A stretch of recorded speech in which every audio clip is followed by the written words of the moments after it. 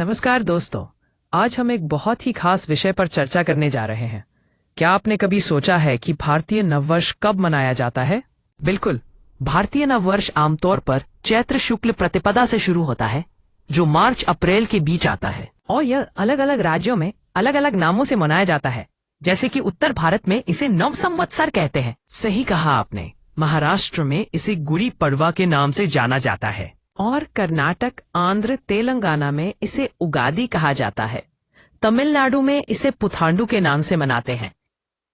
बंगाल में इसे पोयला बोईशाख और पंजाब में बैसाखी के रूप में मनाया जाता है।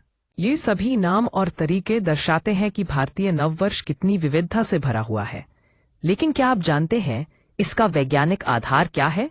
जी हाँ, भारतीय पंचांग सूर्य और चंद्रमा की गति पर आधारित है और यह समय वसंत ऋतु का होता है। सही कहा आपने। इस समय फसल तैयार होती है और मौसम नया जीवन शुरू करने के लिए अनुकूल होता है। इसके साथ ही धार्मिक मान्यता के अनुसार इसी दिन ब्रह्मा जी ने सृष्टि की रचना की थी। यह दिन नवरात्रि की शुरुआत भी है। लोग मंदिर जाते हैं, घर साफ करते हैं और पूजा करते हैं। नई योजनाएं, व्यापार और शिक्षा की शुरुआत भी इस दिन को शुभ माना जाता है। अब चलिए बात करते हैं 1 जनवरी और भारतीय नववर्ष के बीच के अंतर के बारे में। जनवरी रोमन पश्चिमी परंपरा से संबंधित है, जबकि भारतीय नववर्ष भारतीय वैदिक परंपरा का हिस्सा है। और यह केवल कैलेंडर का बदलाव नहीं है, बल्कि यह हमारे जीवन, संस्कृति और प्रकृति से जुड़ा हुआ है। बिल्कुल, यह सांस्कृतिक और आध्यात्मिक बदलाव का प्रतीक है।